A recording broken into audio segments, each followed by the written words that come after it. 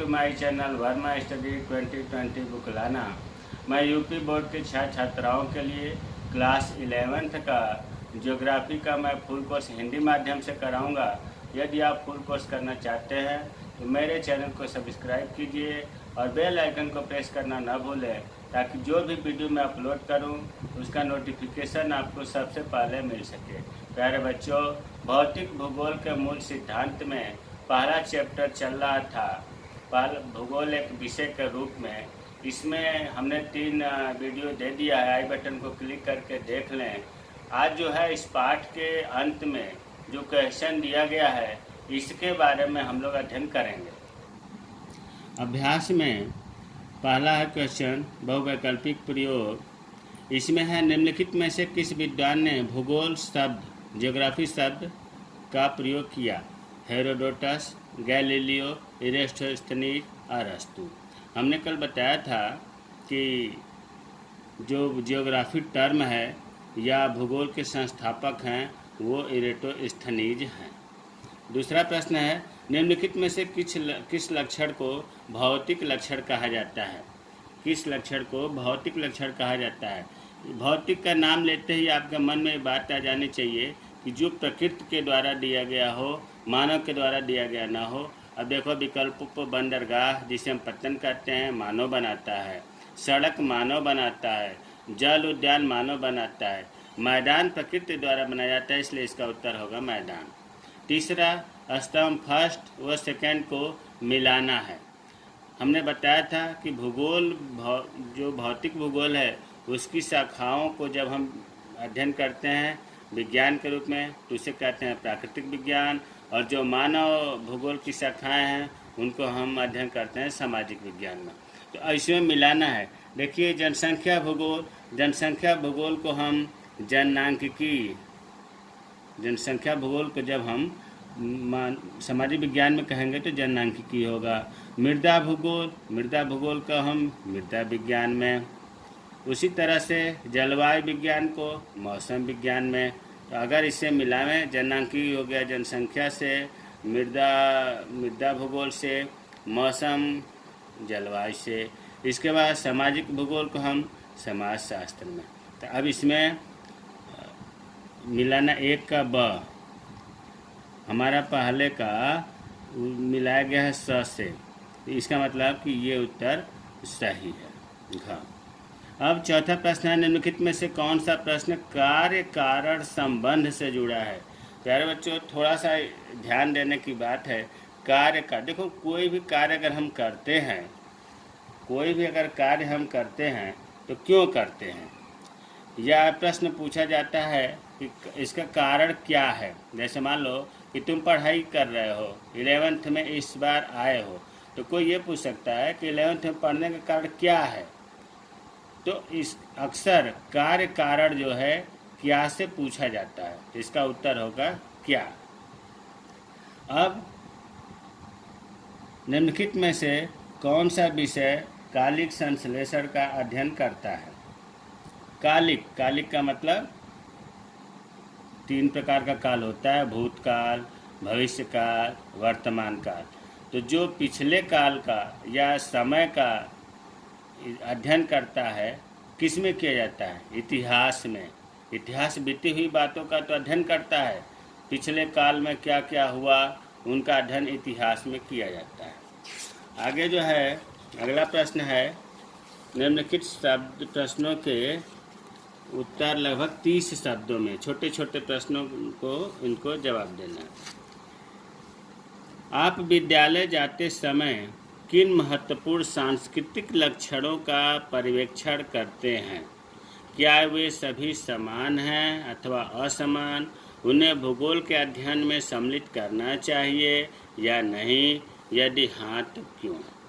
देखिए, इस तरह से क्वेश्चन आपको भले एक्सरसाइज में दिया है।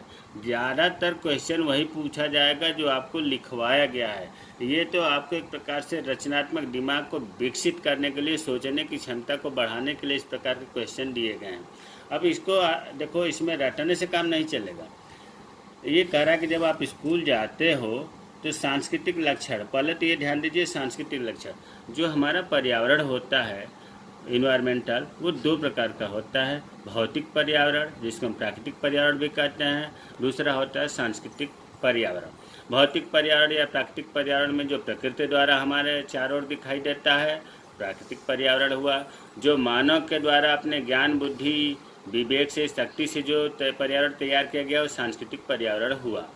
तो उसी तरह से सांस्कृतिक पर्यावरण को हम ये सांस्कृतिक लक्षण, मतलब मानव अपने बुद्धि से, ज्ञान से, बल से, शक्ति से जो तैयार किया है, जो आपको अगल बगल दिखाई देता है, उसे ही सांस्कृतिक लक्षण कहते हैं।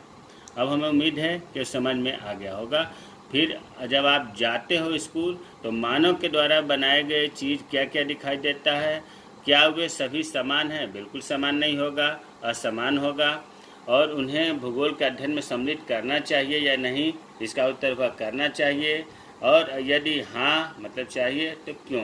तो अब इसका उत्तर पहले तो आप इस तरह से लिखोगे कि जब हम स्कूल जाते हैं तो जो सांस्कृतिक लक्षण हैं उन्हें कुछ उदाहरण देंगे। जैसे क्या दिखाई देता है? ग्राम, गांव, नगर दिखाई देगा, सड़कें दिखाई देंगी, रेल दिखाई, ये सब मानव द्वारा बनाया गया है, प्रकृति द्वारा नहीं। ग्राम, नगर, सड़कें, रेल, बंदरगाह, बाजार, खेत, कारखाने, इमारतें, ये सब क्या है? सांस्कृतिक लक्षण है। और इन सब का भूगोल में अध्ययन करना भी चाहिए।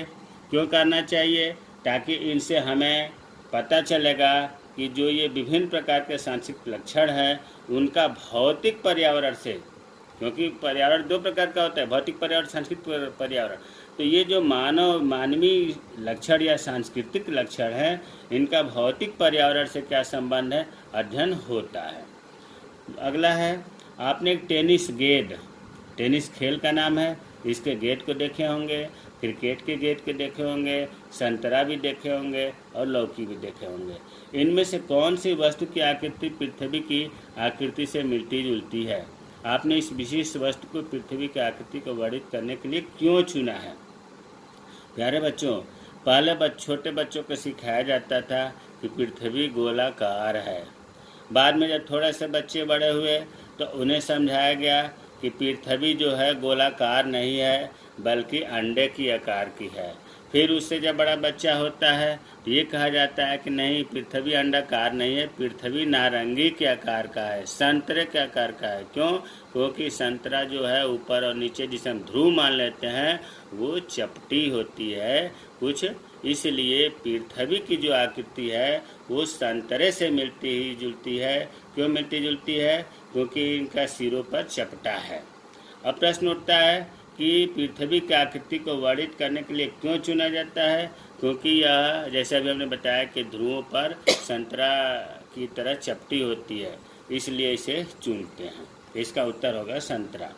अब है तीसरा, क्या आप अपने विद्यालय में वन महोत्सव समारोह का आयोजन करते हैं? हम इतने पौधारोपण क्यों करते हैं?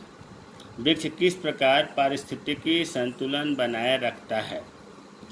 अब ये देखो, वन महोत्सव विद्यालयों में विशेष तौर से 1 जुलाई से 7 जुलाई तक जो वन महोत्सव समारोह मनाया जाता है, सरकार द्वारा ये कभी कभी 15 दिन का आयोजन किया जाता है।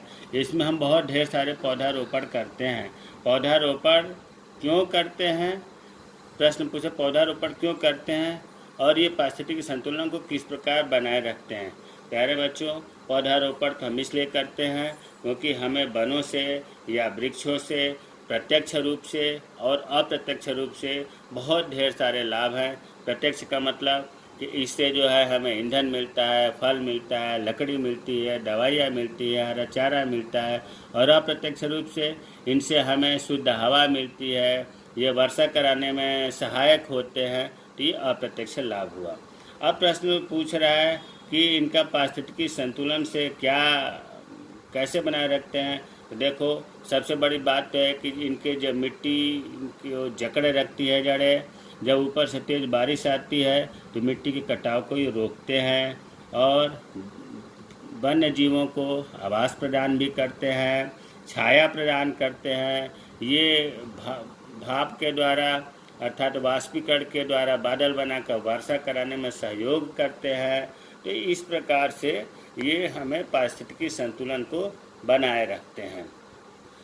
अगला है, आपने हाथी, हिरण, केचुआ, वृक्ष एवं घास देखा है, वे कहाँ रहते हैं एवं बढ़ते हैं? उस मंडल को क्या नाम दिया गया है? क्या आप इस मंडल के कुछ लक्षणों का अध्ययन करेंगे? तो देखो, हाथी, हिरण, केचुआ, वृक्ष, ये घास, ये सब आप देखे होंगे धरातल पर ही पाए जाते हैं। इनको हम कहते हैं स्थल मंडल। स्थल मंडल। लेकिन प्यारे बच्चों, यहाँ हम ये बताना चाहते हैं कि जैसे हमने अभी बताया था कि एक होता है स्थल मंडल, यहाँ हिंट दे दूँ, दूसरा होता है जल मंडल, और तीसरा होता है वायुमंडल।